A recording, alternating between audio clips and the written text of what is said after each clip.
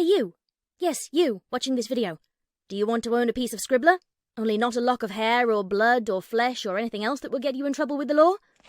Well, now you can, with t-shirts, hoodies, tote bags and mugs featuring Obab Scribbler at her Teespring store. You know you want to. I shall now stop talking in third person and send you on to the video. Be lovely to each other and enjoy the show.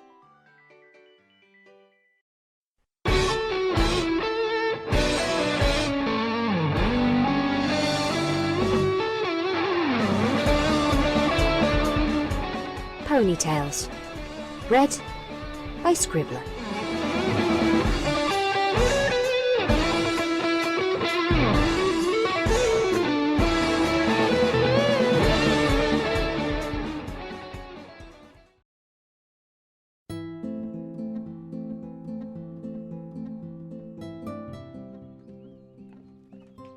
He felt bad for them.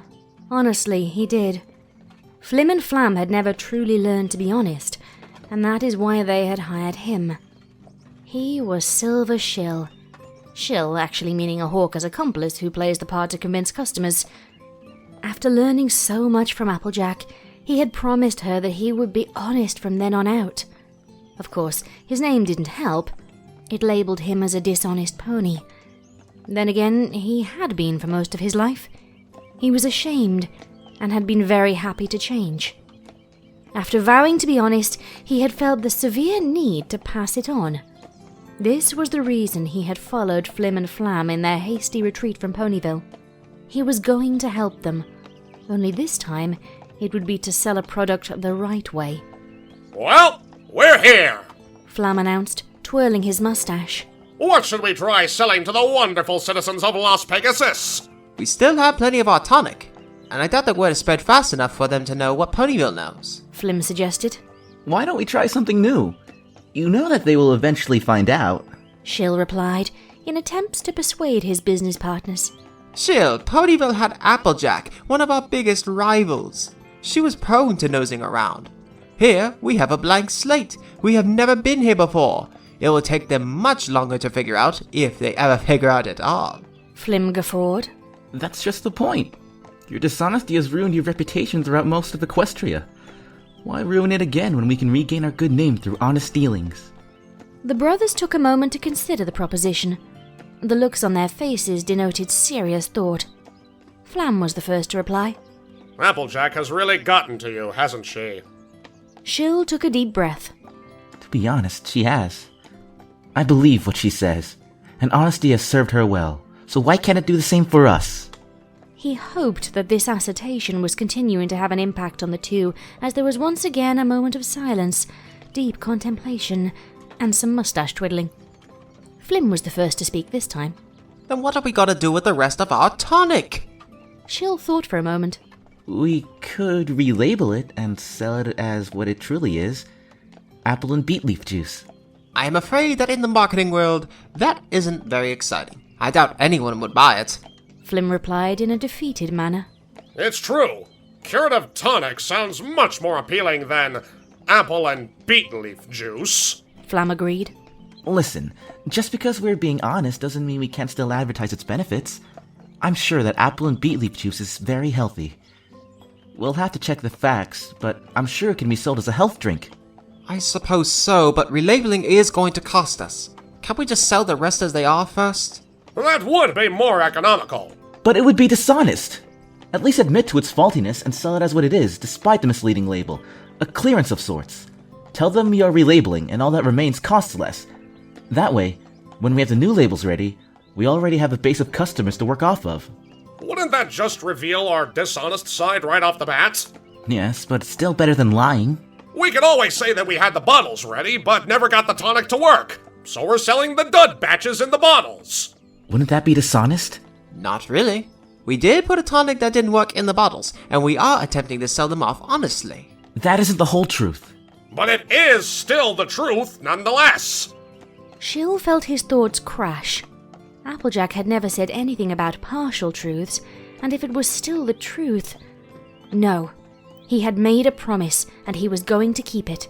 He felt that it was wrong to tell only half the truth. He made an attempt to cajole the Flim Flam brothers.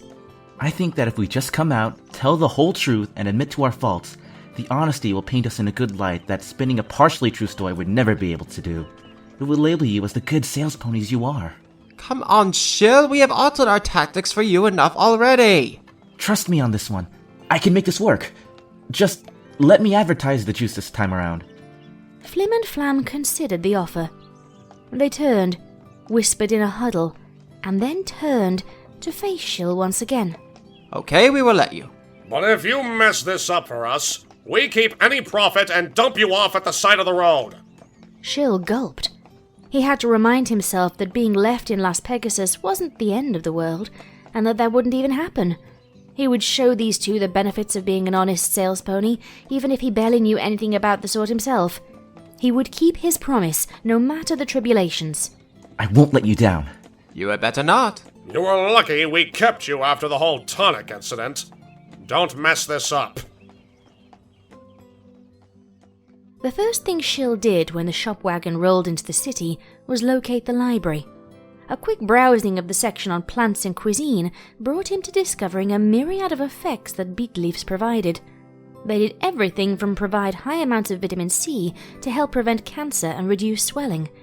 It seemed that not everything the brothers had sold this thing to be was complete garbage. However, he would make sure that the new label, as well as the marketing campaign, was completely truthful. That night, their shop tent was set up on the edge of the city. As ponies gathered to see what the promotional music was all about, Shill stepped out from behind the curtain. Hopefully, what he was about to do wouldn't leave him searching for a homeless shelter. Hello.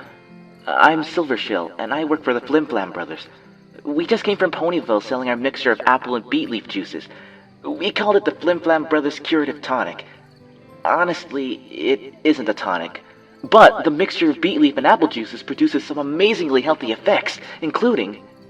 Silver Shill began listing out all of the benefits that the juices provided, and then pulled out a few of the bottles and opened the crowd up to a taste test. Once everybody had had their chance, he gave the announcement that he hoped would produce some sales. We have decided that, even though this is not a tonic, it is still full of its benefits. As you may have noticed, all of our bottles still have the tonic label on them. Until we get some relabeled bottles, there will be a clearance sale on all of this juice. 70% off the original tonic price. It was clear that this city had its fair share of bargain seekers, because half of the audience bought at least one bottle. It was then that Flim and Flam came out into sight, wearing their best show pony smiles.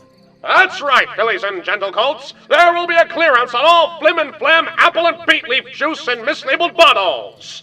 And if we gain enough profit and you truly love their product, there is a possibility that Flim and Flam apple and beet leaf juice will stay available to the populace of Las Pegasus past our departure. Flim and Flam shot Shill a disbelieving look, and then returned to their normal perky attitudes. After the showing, Flim and Flam sat Shill down and questioned him. What was that? I just brought about the beginning of a new economic opportunity for you guys. Don't be a hypocrite, Shill. You keep telling us to only make promises we can keep. Listen. I said that it may happen, not that it will happen. Also, in the very real instance that what I said does happen, I fully intend to keep the promise I made, even if it means that I stay here. Plus, imagine being able to sell your products in 2 or more locations. You guys could start a business, a corporation. You could be making so much more than you do now. This is what happens when you aren't being kicked out of town after town for selling faulty products. Both brothers sighed deeply. I suppose you're right. You're right. This escalated exactly so. 2 weeks after the initial arrival, all of the old bottles were sold and the new labels were ready. Another 2 weeks after that, Flim, Flam and Shill got a stall at the Las Pegasus market. Another month led to a local grocery store carrying the product, and soon it was apparent that Shill's proposition had come to pass. Shill stayed to manage sales in the city as Flim and Flam went on to spread their new chain, just as he had said he would do if he had to. In a year, Flim and Flam were enjoying the vastly greater profits of a small corporation. It was on a day in that period of time that Shill received a letter from them. Dear Shill, we would like to thank you for opening our eyes to a whole new world of business. A world where we don't have to hawk and lie, but rather know that if our customers stop buying our product, it is because of circumstances that most likely have nothing to do with the way we're selling our product. With this said, I believe that it is time we open a shop in the one place we have had an exceptionally hard time in the past, Ponyville. We still don't know if the Apple family has fully forgiven us for our past wrongdoings, so we're sending you to open up shop there. You of all ponies are more likely to be able to get them to believe the truth. It was there a year ago that we tried to sell the juice as a tonic, and Applejack passed her honesty to you, which you in turn gave to us. We hope that you can finally gain the redemption of our name there, and that business will be successful. Flim and Flam. Shill put the letter down with a big smile on his face. He went to turn the shop keys over to the manager. He was sure that the mayor he had hired to run the store for a few months back could handle the ownership. He just couldn't wait to show Applejack that he had kept his promise, and then some.